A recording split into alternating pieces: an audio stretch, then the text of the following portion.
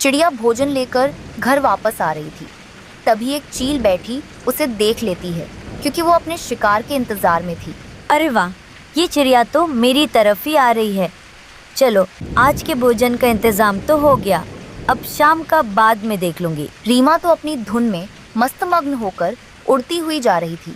तभी वो चील तो उसे आगे से रोक लेती है और उससे कहती है, चिड़िया, कहाँ जा रही हो इतनी जल्दी में? अब तुम कहीं नहीं जाओगी, अब तो तुम सीधा मेरे पेट में जाओगी। नहीं नहीं चील दीदी, मुझे मत खाना। मेरे बच्चे घर पे अकेले हैं और वो भूखे हैं। मैं उनके लिए भोजन लेकर जा रही हूँ। बस भी करो, मैं तुम्हें बोलने दे रही हूँ, तुम बोलते जा रही हो। मैं तुम्हें खाऊंगी, बस अब एक शब्द भी मत बोलना। चील रीमा को खाने वाली थी कि वहाँ उसका दोस्त चील आ जाता है और वो कहता है, अरे बहन रुक जाओ, अकेले अकेले इस चिड़िया को मत खाओ। अपने दोस्त को भूल गई हो क्या? नहीं नहीं, मैं तुम्हें इस चिड़िया को नहीं खाने दूंगी। तुम भी तो अकेले अकेले खा जाते हो। तुम मेरे कोई दोस्त नहीं हो, जाओ यहाँ से। तुम दोनों ऐसे बहस क्यों कर रहे हो? ऐसा करो, तुम दोनों लड़ाई करो, जो जीतेगा वही मुझे खाएगा। वो दोनों तो ऐसे लड़ने लगते हैं। जब वो दोनों लड़ रहे थे तो मौका देखकर रीमा वहाँ से भाग जाती है। जब वो लड़ाई शांत करते हैं तो देखते हैं कि चिड़िया उन्हें चकमा देकर चली गई। देखा, तुम्हारी वजह से वो चिड़िया चकमा देकर चली गई। अच्छा खासा मैं उसे खा लेती, तुम्हारी वजह से मैंने उसे नहीं खा पाया। एक तो मुझे भूख लगी है। रीमा किसी तरह अपने घर आ जाती है। वो अंदर आके दरवाज़ा बंद कर लेती है। तब उसका बेटा उससे कहता है, मम्मा क्या हुआ? आप इतनी घबराई हुई क्यों लग रही है? कुछ नहीं बेटे, वो मैं उड़कर आई हूँ ना, इसलिए। रीमा के बच्चे तो भूखे थे, इसलिए वो अनाज पर टूट पड़े। मेरे बच्चे, तुम जल्दी बड़े हो जाओ ताकि तुम सब अपने आप कर सको। चील रीमा का पीछा करते हुए उसके घर तक आ जाती है। अच्छा, तो ये है इसका घर। मैं अभी इसे सबक सिखाती हूँ। ये क्या, मेरा घर इतनी तेज कैसे हिल रहा है? अभी तो हवा भी नहीं चल रही है, सिर्फ बारिश हो रही है। रीमा चिड़िया ने अपने घोंसले से बाहर देखा तो वो चील उसके घोंसले पर हमला कर रही थी। हे भगवान, अब आप ही मेरी रक्षा करना।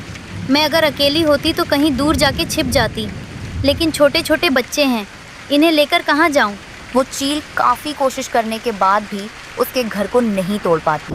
अरे ये क्या, इसने तो अपना घोंसला बहुत मजबूत बनाया है, ये तो टूट ही नहीं रहा। कोई नहीं, इस बार मैं तुझे छोड़ देती हूँ, अगली बार नहीं छोड़ूंगी और साथ में तेरे बच्चों को भी खाऊंगी। चील ये कहकर चली जाती है। रीमा चिड़िया तो बहुत ज़्यादा डरी हुई थी। ये सोचते हुए वो सो जाती है। तभी वो एक सपना देखती है। चिड़िया, अब तू कहाँ जाएगी? अब मैं तुझे खा जाऊंगी। नहीं नहीं, आप ऐसा मत करना, मुझे मत खाना।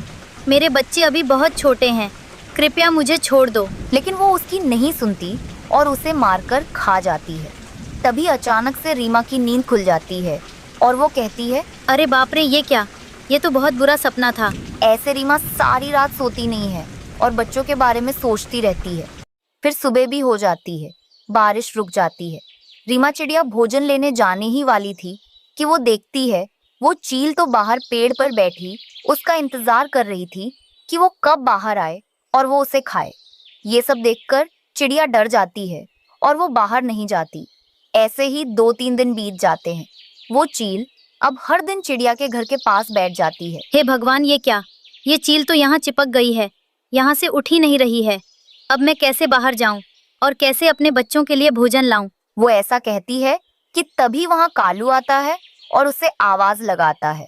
तब रीमा चिड़िया दरवाजा खोलती है और जल्दी उसे घर के अंदर ले लेती है। अरे रीमा, क्या हुआ है? तुम बहुत ज्यादा डरी हुई लग रही हो। रीमा चिड़िया कालू को सारी बात बता देती है। रीमा, ये तो सही नहीं है। अगर वो चील तुम्हें खा गई तो तुम्हारे बच्चों का क्या होगा? तुम चिंता ना करो, आज से मैं तुम्हें हर दिन भोजन लाकर दे दिया करूँगा। तुम घर में से बाहर ना निकलना। कालू भैया, आपकी बात सही है, आप मुझे भोजन ला के दे दोगे, ठीक है, लेकिन मैं ऐसे कब तक घर में बैठी रहूंगी? आखिर कभी तो बाहर निकलूंगी। और वैसे भी मैं ऐसे घर में छिप कर बैठने वाली चिड़िया नहीं हूँ। मैं उस चील का मुकाबला करने की सोच रही हूँ। मेरे दिमाग में एक उपाय है, मैं तुम्हें बताती हूँ। हाँ, फिर जल्दी बताओ रीमा, क्या उपाय है तुम्हारे पास? फिर रीमा चिड़िया कालू को अपना उपाय बता देती है। तब वो कहता है, रीमा, ये उपाय बहुत अच्छा है। ठीक है, फिर मैं तुम्हारी इसमें जरूर मदद करूंगा। फिर कालू चिड़िया के घर से निकलता है। तभी चील उसे अपने पास रोक लेती है और कहती है, कौवे रुक जरा, इतनी जल्दी में कहाँ जा रहा है? मैं कहीं भी जाऊं, तुम्हें इससे क्या लेना देना है? मुझे कोई लेना देना नहीं है। बस तुम मुझे ये बताओ कि तुम इस चिड़िया के घर में से निकले हो। क्या तुम इस चिड़िया को जानते हो? कौन है वो तुम्हारी? हाँ, वो चिड़िया मेरी दोस्त है। उसने ये खीर मेरे लिए बनाया है। अच्छा, ये खीर की खुशबू तो बहुत अच्छी आ रही है। वैसे भी मैंने 2 दिनों से कुछ भी नहीं खाया है। लाओ, ये खीर तुम मुझे दे दो। ये खीर तुम्हें नहीं दूंगा। तुम मुझे ये खीर दोगे या 4 लगाऊं? फिर चील उस खीर को बड़े मजे से खाती है और बेहोश हो जाती है। दरअसल चिड़िया ने उस खीर में बेहोशी की दवा मिला दी थी। कालू कौवा उस चील को ले जाता है और नदी में फेंक देता है। चील नदी में बहते हुए दूर चली जाती है। कालू चिड़िया के पास आ जाता है और उसे सारी बात बता देता है। तुम्हारा बहुत बहुत धन्यवाद कालू भैया, जो तुमने मेरी मदद कर दी और अब यहाँ नहीं आएगी। वो बहुत दूर चली गई होगी। अगर आप नहीं आते तो शायद वो चील यहीं बैठी रहती और मुझे खाकर ही मानती। फिर इस तरह रीमा चिड़िया अपने बच्चों के साथ खुशी खुशी रहने लगती है। कालू की माँ जंगल में कालू का घर ढूंढ रही थी, लेकिन उसे तो उसका घर कहीं भी नहीं मिलता है। तब वो एक जगह बैठ जाती है। मेरे बेटे कालू का घर ना जाने कहाँ है, मुझे तो मिल ही नहीं रहा है। मुझे रास्ते ढंग से समझ में नहीं आ रहे हैं। पहले तो मैं तुरंत आ जाती थी। वो ऐसे कह रही थी कि तभी रीमा चिड़िया वहां से गुजरती है। माँ जी, आप कौन हैं? जंगल में नई आई हो क्या? मैंने आपको पहली बार देखा है। अरे चिड़िया, मैं तो कालू की माँ हूँ। अपने बेटे से मिलने आई थी, पर मुझे तो उसका घर ही नहीं मिल रहा है। अच्छा, तो आपको कालू के घर जाना है? तो चलिए आप मेरे साथ, मैं आपको उसके घर छोड़ देती हूँ। और लाओ, अपना पोटली मुझे दे दो, मैं उठा लेती हूँ इसे। नहीं नहीं चिड़िया, तुम रहने दो। अपना सामान मैं खुद ही उठा लूंगी। वो क्या है ना, मेरे पोटली में मेरा कुछ कीमती सामान है। अच्छा, कीमती सामान है तो फिर ठीक है, जैसी आपकी मर्जी। लगता है गोरी की सास तो इसमें सोना चांदी भरकर लाई है। फिर रीमा कालू की माँ को कालू के घर की तरफ लेकर जाती है और फिर वो अपने बेटे के घर में आ जाती है। अरे माँ, आप आओ आओ। अरे बेटा, मैं तो तेरा घर ही भूल गई थी कि कहाँ है। वो तो भला हो उस रीमा नाम की चिड़िया का, जो उसने मुझे यहाँ तक छोड़ दिया, नहीं तो मैं तो वापस ही जा रही थी। अच्छा, तो उस रीमा ने ये सब किया है। उसे तो मैं बाद में देखती हूँ। गोरी बहू, और बताओ कैसी हो?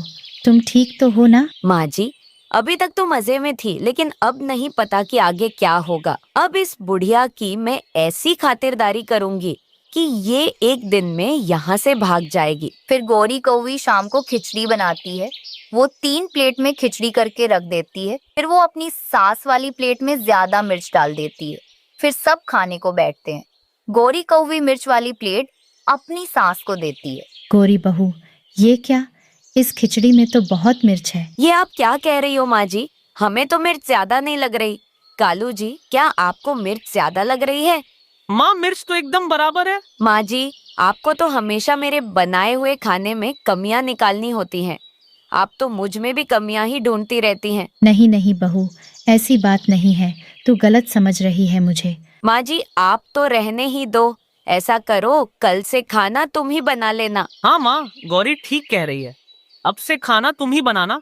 वैसे भी काफी समय हो गया है, मैंने तुम्हारे हाथ का खाना नहीं खाया। अच्छा तो ठीक है बेटा, जब तुम कहते हो तो मैं बना दिया करूंगी खाना। गौरी कौवी तो ऐसे अपनी सास से काम करवाने के लिए कोई न कोई बहाने ढूंढती। ऐसे ही वो उससे घर के सारे काम करवाती और कभी कभी तो उसके ही काम में कमी निकालकर उसकी बेइज्जती करती।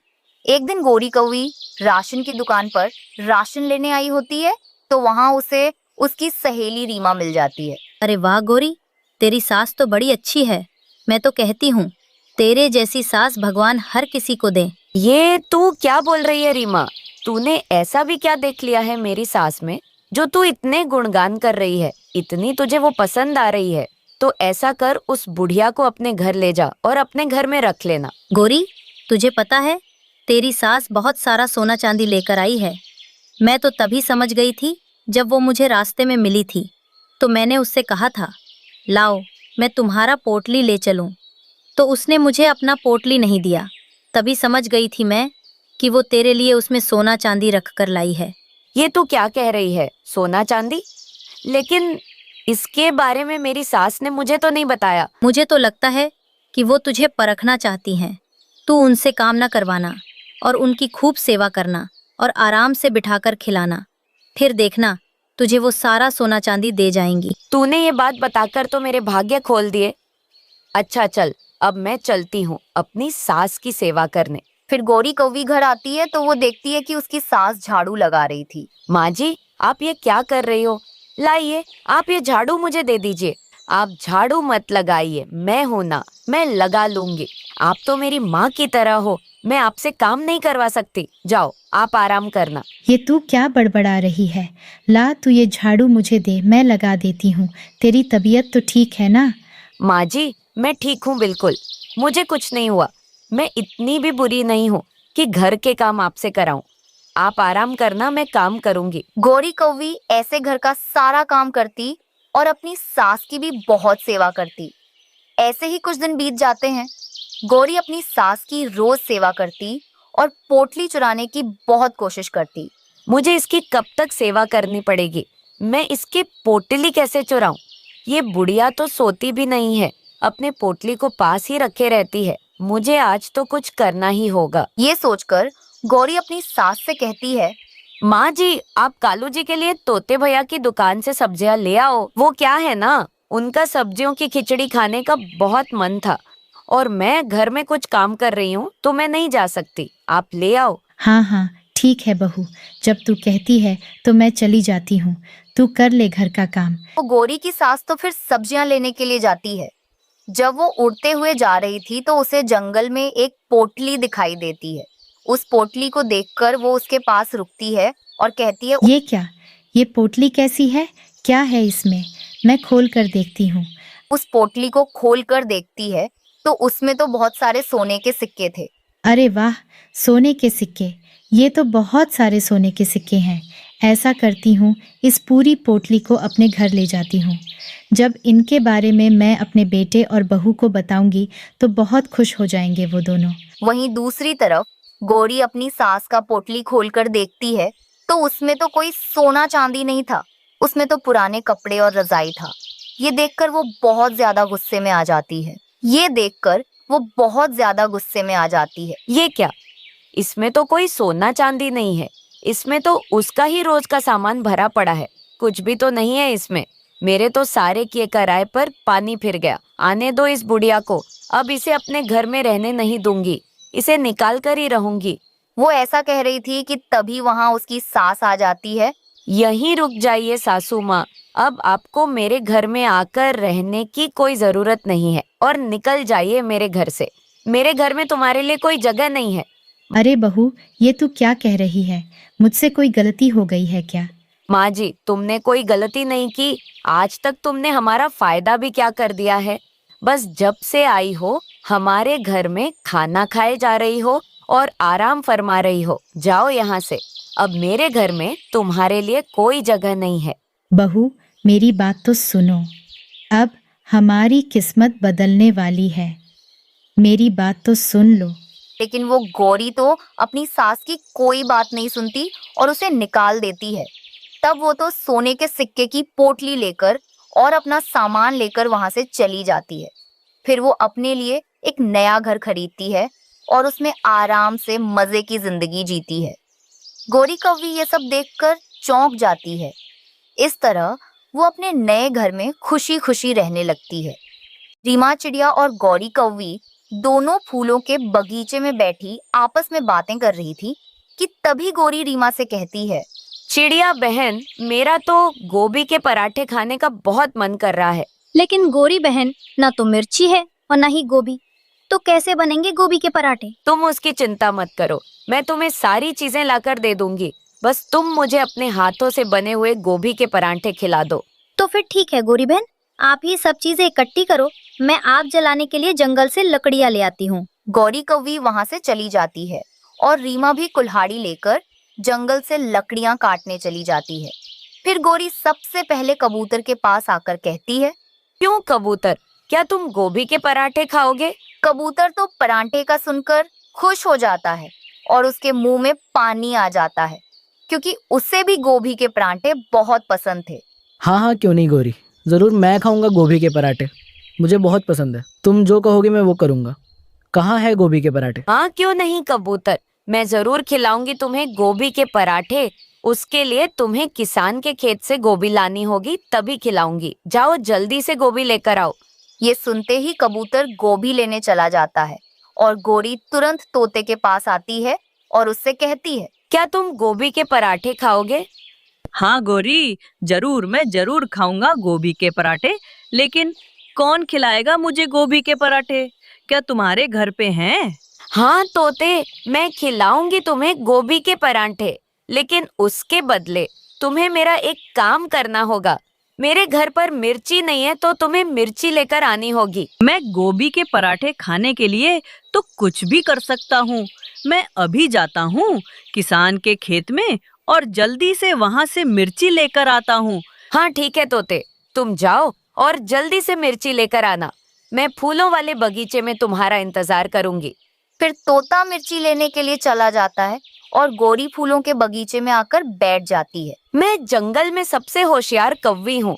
काम करेंगे तोता और कबूतर और चिड़िया लकड़ियाँ ले आएगी और फिर वो बनाएगी गोभी के परांठे और मैं मजे से खाऊंगी। वहीं दूसरी तरफ तोता भी किसान के खेत में मिर्ची लेने के लिए पहुंच जाता है। कबूतर भी वहां छिपा हुआ बैठा था। अरे कबूतर, तुम यहाँ पे क्या लेने के लिए आए हो? मैं तो यहाँ पे गोभी लेने के लिए आया हूँ। मुझे गौरी ने भेजा है गोभी लेने। वो क्या है ना, वो मुझे गोभी के पराठे खिलाएगी, इसलिए मैं गोभी लेने आया हूँ। कबूतर, मुझे भी गौरी ने भेजा है मिर्ची लेने के लिए। उसने मुझसे वादा किया है कि वो मुझे भी गोभी के पराठे खिलाएगी, इसलिए मैं भी यहाँ आया हूँ। आज तो फिर हम दोनों की गौरी के घर पर दावत है। तोता किसान के खेत में से लाल मिर्ची लेता है और कबूतर गोभी लेता है। वो दोनों ऐसे अपना अपना सामान ले लेते हैं और गौरी की तरफ आते हैं। गौरी तो आराम से वहां फूलों के बगीचे में सो रही थी। गौरी उठो, देखो हम मिर्ची भी ले आए और गोभी भी। चलो अब हमें जल्दी से गोभी के पराठे बनाकर खिलाओ। गौरी कौवी तो आवाज सुनकर नींद से उठ जाती है और वो कहती है, अरे अरे, आ गए तुम दोनों। हाँ मुझे याद आया है कि मेरे घर पे नमक भी नहीं है। अब नमक कहाँ से आएगा? गौरी तुम उसकी चिंता मत करो, मेरे घर पे नमक है। ऐसा करो, तुम जाकर पराठे बनाने की तैयारी करो, मैं और तोता जाकर नमक ले आते हैं। हाँ मैं घर जाकर इस गोभी को और मिर्ची को काटती हूँ, तुम जल्दी लेकर आ जाना। हाँ ठीक है गौरी, हम यूं गए और यूं आते हैं। बस तुम जल्दी से जाकर गोभी के पराठे बनाने की तैयारी करो, हमें जल्दी से गोभी के पराठे खाने हैं। फिर वो दोनों नमक लेने चले जाते हैं और गौरी भी वो गोभी और मिर्च लेकर अपने घर आ जाती है। चिड़िया भी लकड़ियां लेकर अपने घर की तरफ आ रही थी। आज तो मेरे सारे काम तोता और कबूतर ही करेंगे। वो गौरी कौवी ऐसा कह रही थी कि तभी तोता और कबूतर नमक लेकर आ जाते हैं। ये लो गौरी, अब हम नमक भी ले आए हैं, बस अब तुम जल्दी से पराठे बना दो। हाँ हाँ ठीक है, अब मैं पराठे बनाती हूँ। तब तक तुम दोनों जाओ और अपनी चोंच धो और पानी भी पियाना। वो दोनों तो चले जाते हैं और गौरी सारी चीजें एक टोकरी में करती है और उसे चिड़िया के घर लेकर आ जाती है। चिड़िया तो गौरी के पास सारा सामान देखकर हैरान हो जाती है। गौरी, तुमने तो आज मुझे हैरान कर दिया। तुम ये सब कैसे ले आई? मुझे तो लगा था कि तुमसे ये सब नहीं होगा, पर तुम तो सच में ले आई। चिड़िया बहन, मैं बहुत मेहनती हो गई हूँ, अब तुम पराठे बनाना शुरू कर दो। फिर चिड़िया चूल्हे में आग जलाती है और पराठे बनाती है। वहीं दूसरी तरफ तोता और कबूतर तो नदी पे पानी पी रहे थे और अपनी चोंच धो रहे थे। फिर वो दोनों गौरी के घर आते हैं तो वो देखते हैं कि गौरी वहां नहीं थी। लगता है कौवी ने हमें फिर से उल्लू बना दिया, हमारा सामान भी नहीं है यहाँ पे। तोता और कबूतर तो निराश होकर वहां से जाने लगते हैं। तभी उन्हें चिड़िया के घर से पराठों की खुशबू आती है, तो वो दोनों वहां रुकते हैं और दरवाजा बजाते हैं। तब गौरी बाहर आती है। यहाँ क्यों आए तुम दोनों? लाओ कव्वी, हमारा नमक, मिर्च और गोभी लाओ। सारा सामान हमारा वापस करो। अगर तुम्हें हमें गोभी के पराठे नहीं खिलाने थे तो काम क्यों करवाया हमसे? चलो चलो भागो यहाँ से, चले जाओ मोटी चोंच वाले। जाओ यहाँ से, गंदी आंखों वाले कबूतर, तुम भी जाओ। शोर सुनकर चिड़िया भी बाहर आ जाती है। शोर सुनकर चिड़िया भी बाहर आ जाती है। तब वो तोता चिड़िया को सारी बात बताता है, जिसे सुनकर चिड़िया कहती है, कोरी बहन, जब इन्होंने काम किया है तो ये भी पराठे खाएंगे। तुम हटो, इन्हें भी अंदर आने दो। चिड़िया ऐसे तोता और कबूतर को भी घर के अंदर ले लेती है। फिर चिड़िया सबको गोभी के पराठे बनाकर खाने के लिए देती है। सुनो तोते और कबूतर, गोरी कभी तुम में से बहुत अलग है और तुमसे ज्यादा सयानी भी है। वो अपना काम करवाने के लिए कोई नया तरीका अपना ही लेती है। वो सब ऐसी बातें करते हैं और फिर मजे से गोभी के पराठे खाते हैं। मेरी मदद करो पेड़ दोस्त, कुछ भी करो लेकिन मेरी मदद करो। मेरी बेटी बहुत बीमार है, या तो मुझे अपने पेड़ से एक हार दे दो या कुछ और, जिससे मैं अपनी बेटी के लिए दवा ला सकूं। चिड़िया, तुम चिंता मत करो, मैं तुम्हारी मदद जरूर करूंगा। तुम ऐसा करो, एक हार ले जाओ और अपनी बेटी के लिए दवा ले आना, उसे बेचकर। वो चिड़िया वहाँ से हार लेकर चली जाती है। कालू कौवा खिड़की से ये सब देख लेता है। देखो गोरी, वो चिड़िया उस पेड़ से हार लेकर जा रही है। चलो हम भी उससे कुछ मांग कर लाते हैं। हाँ कालू जी, वो पेड़ गरीब पक्षियों की मदद करता है, हम जैसे अमीरों की नहीं। हम कितने अमीर हैं ये बात सबको पता है, तो वो पेड़ हमारी मदद नहीं करेगा। तुम उसकी चिंता मत करो, मेरे पास एक उपाय है, तुम बस चलो मेरे साथ। वो दोनों तो उस पेड़ के पास आ जाते हैं। मैं क्या कह रही थी कालू जी, कि महंगाई अब कितनी ज्यादा हो गई है, घर चलाना मुश्किल हो रहा है, तुम्हारी तनख्वाह भी बहुत कम हो गई है। वैसे कालू जी, कहानियों में सही है, सबको जादुई चीजें मिल जाती हैं, लेकिन मेरी आधी उम्र बीत गई पर हमें तो आज तक ऐसा कुछ भी नहीं मिला है। हाँ गोरी, तुम ठीक कहती हो, लेकिन असली जिंदगी में ऐसा नहीं होता। असली जिंदगी में तो कमा कमा कर ही खाना पड़ता है, कहानी में ही होता है ये सब। वो पेड़ बहुत भोला था, किसी की भी बातों में आ जाता था। वो दोनों पति पत्नी ऐसे बात कर रहे थे, तब वो पेड़ उनसे कहता है, लगता है कवो कि तुम दोनों बहुत गरीब हो और मैं एक जादुई पेड़ों में गरीब पक्षियों की मदद करता हूँ। अगर तुम चाहो तो मुझसे कुछ भी मांग सकते हो। हाँ जादुई पेड़ दोस्त, हम बहुत गरीब हैं, तो हम तो सोच रहे हैं कि हमें कोई जादुई चीज मिल जाए जो हमारी सारी जरूरतों को पूरा करती रहे और फिर हमें किसी चीज की कोई कमी ना हो। अच्छा, तुम दोनों सच में गरीब हो? ठीक है, फिर मैं तुम्हारी मदद करता हूँ। मांगो, तुम क्या मांगना चाहते हो, मैं तुम्हें वो दे दूंगा। हमें इस पेड़ से क्या मांगना चाहिए, मुझे तो कुछ समझ नहीं आ रहा। हम ऐसा करते हैं कालू जी, एक बड़ा सा घर मांग लेते हैं। अगर हमारे पास घर होगा तो सब कुछ होगा। हाँ गौरी, ये ठीक है। पेड़ दोस्त, आप हमें एक बड़ा सा घर दे दो, और वो घर बहुत ही अच्छा होना चाहिए, और इस जंगल में वैसा घर किसी का भी ना हो, बस हमारा ही हो। हाँ ठीक है कालू, गोरी, अब तुम जाओ अपने घर पे। तुम जब अपने घर पहुंचोगे तो तुम्हें तुम्हारा घर वहां मिल जाएगा, और वो घर बहुत अच्छा होगा और बहुत बड़ा भी। वो दोनों खुशी खुशी घर आ जाते हैं। जब वो अपने घर आते हैं, वाह गोरी, ये घर तो बहुत अच्छा और बहुत बड़ा है। मैंने कभी नहीं सोचा था कि हमारे पास इस तरह का इतना बड़ा घर भी होगा। धीरे बोलिए कालू जी, दीवारों के भी कान होते हैं, कहीं कोई सुन ना ले। अगर सबको उस पेड़ के बारे में पता चल जाएगा तो फिर और भी पक्षी उसके पास जाकर हमसे भी बड़ा घर मांग लेंगे, तो फिर हमारे इस जंगल में क्या इज्जत रह जाएगी। अगले दिन फिर से वो दोनों जादुई पेड़ के पास जाते हैं। कालू, गोरी, अब क्या हुआ? अब क्या चाहिए तुम दोनों को, जो तुम सुबह सुबह यहाँ आए हो? वो क्या है पेड़ दोस्त, अब हमारे पास घर तो हो गया रहने के लिए, लेकिन हमारे पास घर के खर्चे चलाने के लिए पैसे नहीं है, तो आप हमें कुछ और दे दो जिससे हमारे घर के खर्चे भी चलते रहे। अच्छा, तो रुको, मैं अभी देता हूँ, तुम्हारी ये ख्वाहिश भी पूरी करूँगा। वो पेड़ तो फिर अपनी जादुई शक्तियों से उन्हें सोने के सिक्कों का भरा हुआ बोरी दे देता है। ये देखकर वो बहुत खुश होते हैं और बोरी को लेकर घर आ जाते हैं। देखो कालू जी, अब तो उस पेड़ ने हमारी सारी इच्छाएं पूरी कर दी, इतने सारे सोने के सिक्के दे दिए कि हम तो पूरी जिंदगी आराम से बैठकर खाएंगे। हाँ गोरी, तुम सही बोल रही हो, तो अब तो मुझे भी काम नहीं करना पड़ेगा और हम आराम से बैठकर खाएंगे। मैं सोच रही थी कालू जी कि उस पेड़ से अपने लिए एक बार सोने के ढेर सारे हार भी मांग लूं, तो ऐसे हमें किसी चीज की कमी नहीं होगी। मुझे हार भी मिल जाएंगे पहनने को, फिर हमारे पास सब कुछ हो जाएगा। अगर तुम्हारा इतना मन है तो फिर तुम कल चलना उस पेड़ के पास और उससे मांग लेना अपने लिए गहने। वो दोनों कौवा कौवी इस तरह फिर उस पेड़ के पास आते हैं। तब वो पेड़ उनसे फिर से कहता है, क्यों कवो, अब क्या हुआ?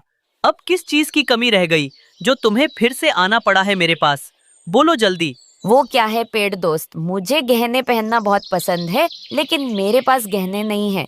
तो आप ऐसा करो, आप मुझे गहने और दे दो, फिर मैं आपसे कुछ नहीं मांगूंगी। अच्छा गोरी, ये लो गहने भी। अब तुम्हें जो चाहिए था वो सब मिल गया। वो पेड़ उन्हें फिर गहने भी दे देता है। वो दोनों गहने लेकर घर आते हैं। अब तो हमारे पास इतने सारे गहने हैं, सोने के ढेर सारे सिक्के हैं, इतना बड़ा घर है। हम तो इस पूरे जंगल के पक्षियों में सबसे अमीर हो गए हैं, एक तरह से राजा बन गए हैं। हाँ कालू जी, अब तो इस पूरे जंगल में सबसे ज्यादा अमीर हम ही हैं और कोई भी नहीं है। इसीलिए मैं तो कहती हूँ कि अब हमें उस पेड़ को काट देना चाहिए ताकि वो पेड़ किसी और की मदद ना कर पाए। तुम ऐसा क्यों बोल रही हो? उस पेड़ ने तुम्हें इतना सब दिया है, तुम्हारी इतनी मदद की है, और तुम उसे काटना चाहती हो?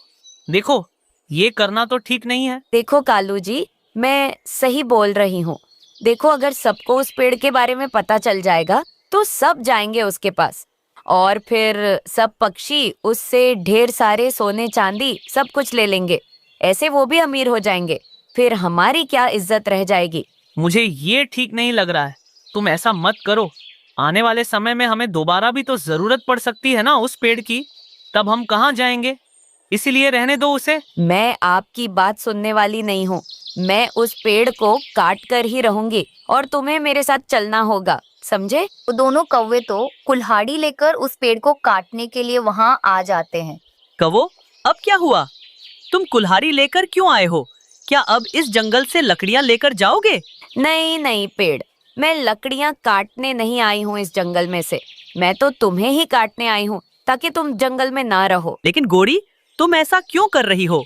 अरे, मैंने तुम्हारी कितनी मदद की है, तुम्हारी हर इच्छा पूरी की है, तो तुम मुझे काटना क्यों चाहती हो? हाँ पेड़ दोस्त, हम इसीलिए तो तुम्हें काटना चाहते हैं ताकि तुम किसी और की मदद ना कर पाओ। नहीं तो वो पक्षी भी फिर हमारी तरह ही जंगल के सबसे अमीर पक्षी बन जाएंगे, और हम यह नहीं चाहते। वो पेड़ जब ये सुनता है तो वो डर जाता है और वो दोनों कौवों से बहुत विनती करता है कि वो उसे ना काटें। लेकिन वो कौवे उसकी नहीं सुनते और वो पेड़ को काटने ही वाले थे कि तभी वहाँ चिड़िया आ जाती है और वो कहती है, ये तुम क्या कर रहे हो कालू गोरी? तुम इस पेड़ को क्यों काट रहे हो? इस बेचारे पेड़ ने तुम्हारा क्या बिगाड़ा है? ये तो सबकी मदद करता है और तुम इसे काटना चाहते हो? मैं ऐसा होने नहीं दूंगी। चिड़िया, मैं तो इस पेड़ को जरूर काटूंगी और तुम कुछ भी नहीं कर पाओगी। पेड़ दोस्त, अब आप ही कुछ करो, नहीं तो ये दोनों आपको काट देंगे। आप अपनी शक्तियों का उपयोग करो और खुद को बचाओ। ये सुनकर तो वो पेड़ अपनी जादुई शक्तियों का इस्तेमाल करता है और उन दोनों कौवों को पत्थर का बना देता है, और वो भी हमेशा के लिए। इस तरह उन्हें उनकी लालच की सजा मिल जाती है। गौरी और कालू की शादी को काफी समय हो गया था, लेकिन गौरी ने अभी तक अंडा नहीं दिया था। यही वजह थी कि कालू कौवा हर समय गौरी से लड़ाई करता रहता था। कालू जी, मुझे बहुत भूख लगी है, भोजन ले आओ मेरे लिए। तो मैं क्या करूं? मैं तेरा पेट भर भर के थक गया हूँ। ना जाने कब हमारे घोंसले में बच्चों की काएं काएं होंगी। आप क्या बोल रहे हो कालू जी? संतान का होना या ना होना मेरे बस की बात थोड़ी है। तू चुप कर जा। मैं जा रहा हूँ अपने मामा के पास। मेरे मामा ने मुझे बुलाया है। फिर कालू कौवा वहाँ से चला जाता है और गौरी कौवी चिड़िया के पास आकर कहती है, चिड़िया बहन, आज वो कालू फिर से मामा जी के पास गया है। वो जब भी अपने मामा जी के पास जाता है, उसके सर पर दूसरी शादी का भूत सवार हो जाता है। गौरी बहन, अगर हम मम्मा पक्षियों के पास संतान ना हो तो हमें यह सब तो बर्दाश्त करना पड़ता है। कालू का बुढ़ा मामा हर समय उसे उल्टी सीधी पट्टियां ही पढ़ाता रहता है। सुनो कालू, मैंने तुम्हारे लिए एक सुंदर सी कवि देख ली है। तुम कल आ जाना और उसे बिया कर ले जाना। लेकिन मामा जी, वो गोरी बहुत शोर करेगी। अगर वो ज्यादा शोर करे तो एक लगाना और फिर वो चुप कर जाएगी। जो होगा सब देख लिया जाएगा। हाँ ठीक है मामा जी, फिर मैं कल आ जाऊंगा और उस कौवी को ब्याह कर ले जाऊंगा। रात हो जाती है। कालू कौवा चुपचाप से अपने घोंसले में लेटा हुआ था। तब गौरी कहती है, क्यों कालू, तुम मामा जी के पास क्यों गए थे? क्या कोई काम था तुम्हें उनसे? गोरी, पता चल जाएगा तुम्हें सुबह कि मैं वहाँ क्यों गया था। अभी चुप करके सो जाओ, मुझे भी नींद आ रही है। फिर ऐसे ही सुबह हो जाती है। तब कालू गौरी से कहता है, गोरी गोरी, मेरी शादी वाली पगड़ी कहाँ है? क्यों कालू जी, क्या तुम अपनी दूसरी शादी कर रहे हो? तो क्या मैं तुम जैसी बांझ कौवी को मुफ्त में ही पालता रहूं और भोजन खिलाता रहूं? मेरे मामा जी ने मेरे लिए एक सुंदर सी कौवी देखी है, मैं उससे अपनी दूसरी शादी करूंगा। ये कहकर कालू कौवा वहां से चला जाता है। तोता और चिड़िया गौरी के पास बैठे थे। तब तोता कहता है, गोरी, आज कालू सच स्वर कहाँ जा रहा था और उसने तो शादी वाली पगड़ी भी पहनी हुई थी। कालू अपनी दूसरी शादी करने के लिए गया है। मरेगा वो कालू का बुढ़ा मामा, जरूर मरेगा। वो उसने कालू को दूसरी शादी करने के लिए बुलाया है, वही करवा रहा है उसकी शादी। गौरी, अब तो जो होगा वो होगा ही, इसीलिए अब तुम उसे अपना नसीब का लिखा हुआ समझो और अपनी जिंदगी अच्छे से जियो। अब तुम खुद के बारे में सोचो और खुद से ही दाना ढूंढकर खाओ। मामा जी, सच में ये कौवी तो बहुत सुंदर है और अच्छी है। मैं संगीत भी बहुत अच्छा गाती हूँ, क्या आपको मैं सुनाऊं? नहीं नहीं, अब तुम मुझे घर जाके ही सुनाना, अभी तुम मेरे साथ चलो। हाँ ठीक है पति जी, फिर आप चलो, मैं तो सुबह से ही आपका इंतजार कर रही हूँ। वो कालू फिर अपनी दूसरी पत्नी को लेकर आ जाता है। तब गौरी उसे देखकर कहती है, ये क्या कालू, ये कौवी कौन है तुम्हारे साथ? रुकिए रुकिए पति जी, मैं बता देती हूँ। कालू जी ने मुझसे शादी कर ली है। ये तुमने अच्छा नहीं किया कालू, तुमने दूसरी शादी कर ली। मैं तुम्हें कभी माफ नहीं करूंगी। जैसे तुमने मेरे साथ गलत किया है, मैं तुम्हारे बुढ़े मामा जी को और तुम्हें कभी माफ नहीं करूंगी। चुप कर जा, चुप। अगर ज्यादा काएं काएं तो मैं तुझे घर से निकाल दूंगा। गौरी कौवी अपने घोंसले में लेट जाती है। तब कालू कहता है, गोरी उठो यहाँ से, तुम यहाँ नहीं सोओगी। ये घोंसला अब मेरी पत्नी मुन्नी का है, वो सोएगी यहाँ, तुम कहीं और जाकर सो जाओ। फिर गौरी रसोई में जाकर सो जाती है। सुबह हो जाती है।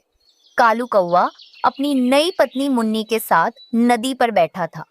तब वो कहती है, कालू जी, आज मेरा मिठाई खाने को बहुत मन कर रहा है। पत्नी जी, तुम चिंता ना करो, तो तुम्हें मिठाई खानी है, मैं अभी लेकर आता हूँ। फिर कालू वहां से चला जाता है। तब पिंकी के पास उस कौवे का मामा आ जाता है और मुन्नी से कहता है, क्यों मुन्नी, क्या मेरा भांजा कालू हमारे जाल में अच्छे से फंस रहा है ना? हाँ, वो कौवा अच्छे से फंस रहा है। तुम आज रात को आ जाना, मैं सारा सामान लेकर और सारा इसका माल लेकर घर के बाहर मिल जाऊंगी। अब तुम जाओ, वो कौवा आ रहा है। फिर कालू का मामा चला जाता है और कालू मिठाई लेकर आ जाता है और वो मुन्नी से कहता है, ये लो पत्नी जी, देखो मैं तुम्हारे लिए मिठाई लाया हूँ। मैं क्या कह रही थी पति जी कि हमारे बच्चे भी होंगे, तो हमारे पास हमारे बच्चों को देने के लिए तो कुछ भी नहीं है। मेरी पत्नी, तुम उसकी चिंता मत करो, मेरे पास बहुत पैसा है। मैंने अपनी जितनी भी कमाई की है वो सब संभाल के रखी है अलमारी में। ये तो सही है पति जी, लेकिन फिर आपने अपनी अलमारी की चाबी कहाँ रखी है? वो तो मैंने अपने और तुम्हारे घोंसले के नीचे छिपा कर रखी है। ये लो, अब तुम ये मिठाई खाओ। फिर ऐसे ही रात भी हो जाती है। गौरी कौवी रसोई में सो रही थी और कालू भी सो जाता है। मुन्नी ने उसके घोंसले के नीचे से चाबी निकाल ली थी और वो अलमारी खोल लेती है।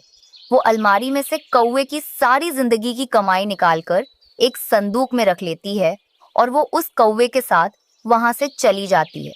सुबह हो जाती है। सुबह कौवा उठता है तो वो कहता है, पत्नी जी, कहाँ हो तुम? ये क्या, मेरी अलमारी खुली है और इसमें मेरा पैसे नहीं है, ये सब कहाँ चला गया? गोरी, गोरी, तुम कहाँ हो? जल्दी आओ, मैं लुट गया, बर्बाद हो गया। वो मुन्नी तो चोर निकली, वो मेरी सारी जिंदगी की कमाई लेकर चली गई। मैं भी सोचूं कि उस छोटी उम्र की कौवी ने तुमसे शादी कैसे कर ली। उसने इसी सब के लिए की होगी। वो कालू कौवा बहुत रोता है और अपने किए पर पछताता है। फिर ऐसे ही कुछ समय बीत जाता है और गौरी एक अंडा देती है।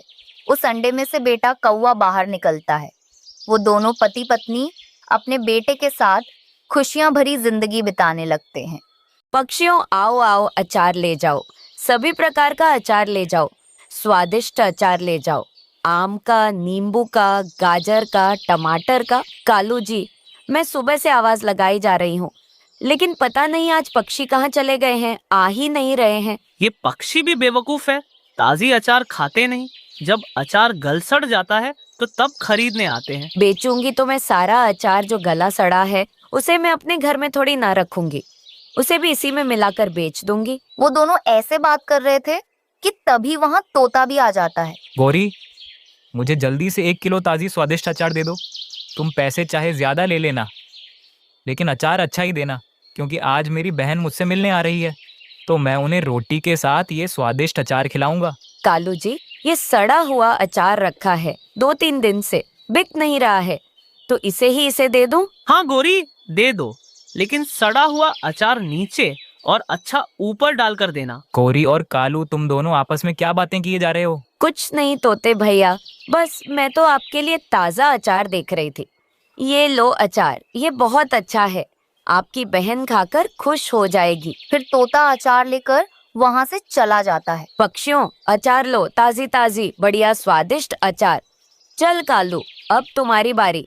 खाने के समय पर तो तुम सारा खा जाते हो, लेकिन आवाज लगाने के वक्त पर चुप करके बैठ जाते हो। वो दोनों कौवे बहुत शैतान थे। वो पक्षियों को सड़ा हुआ अचार बेचते थे, अच्छा तो थोड़ा ही उसमें डालते थे।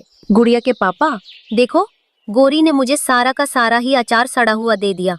इसमें कितने कीड़े हैं? तुम्हें अच्छे से पता है उन दोनों का। तुमसे कितनी बार कहा है कि उनके पास अचार अच्छे से देख लिया करो। मुझे क्या पता था कि वो ऐसा करेंगे। मैं तो जैसे ही गई तो कालू ने मुझे बातों में लगा दिया और गोरी ने सारा सड़ा हुआ अचार मुझे दे दिया। लेकिन कोई बात नहीं, मैं जाती हूँ और उनसे बोलकर आती हूँ। कोई लड़ाई ना लेना उनसे, वो तो लड़ने के लिए हर समय तैयार बैठे रहते हैं। नहीं, इसमें लड़ाई वाली बात तो कोई है ही नहीं। मैं अभी आती हूँ। फिर चिड़िया अचार लेकर वापस कालू और गोरी की तरफ आती है। देखो कालू, ये चिड़िया वापस क्यों आ रही है? ये अभी तो हमारे पास से अचार लेकर गई थी। गौरी, मैंने तुमसे कितनी बार कहा है कि ये सड़ा हुआ अचार सभी पक्षियों को मिक्स करके थोड़ा थोड़ा दिया करो, लेकिन तुमने तो सारा उस चिड़िया को दे दिया। देखो गोरी बहन, आपका ये अचार कितना सड़ा हुआ है। मैंने आपको पैसे पूरे दिए थे, लेकिन आप इतना बेकार अचार दोगी तो मैं नहीं ले पाऊंगी। आप मुझे मेरे पैसे वापस कर दो। मुझे नहीं चाहिए ये सड़ा गला अचार। क्या भला पक्षी ऐसे सड़ा गला अचार भी खाते हैं? चिड़िया, जब तुम आ रही थी तब मैं तुम्हें देखकर समझ गई थी, और दूसरी बात, जब मैंने तुम्हें अचार दिया था तब क्या तुम अपनी आंखों से नहीं देख सकती थी? मैंने तुम्हें अचार अच्छा दिया था, अब इसमें मेरी क्या गलती? जब अचार तुम्हारे घर जाकर सड़ गया तो? गोरी बहन, एक तो आप अचार खराब देती हो और ऊपर से मुझे ही बातें सुना रही हो। तुम्हारी जुबान तो कुछ ज्यादा ही चलने लग गई है। रुको, मैं अभी बताती हूँ तुम्हें। ये कहकर गौरी चिड़िया को 2-4 लगा देती है। ये ले, ये ले, ये ले। चिड़िया रोती हुए वहाँ से चली जाती है। गौरी, तुमने उसे मारा क्यों? ऐसे हमारी ये अचार की दुकान बंद हो जाएगी, कोई भी हमसे कुछ नहीं खरीदेगा। ये चिड़िया तो वैसे भी मुझे बहुत बुरी लगती है, देखा नहीं कैसे जुबान चला रही थी। वहीं दूसरी तरफ रास्ते में चिड़िया को तोता मिल जाता है। चिड़िया बहन, क्या हुआ? आप ऐसे रो क्यों रही हो? गोरी ने मुझे सारा अचार सड़ा हुआ दे दिया। जब मैं उसे वापस करने गई तो उसने मुझे अपनी चोंच से बहुत मारा। ये देखो चिड़िया, मैं भी उससे अचार लेकर आया था, सारा सड़ा हुआ दे दिया है। मैं भी उसे वापस करने जा रहा हूँ। अगर उसने मुझसे कहा तो फिर तुम देखना मैं क्या करता हूँ। ये कहकर तोता गौरी के पास आता है। ये लो अपना सड़ा हुआ अचार और मुझे मेरे पैसे वापस करो। थोड़ा धीरज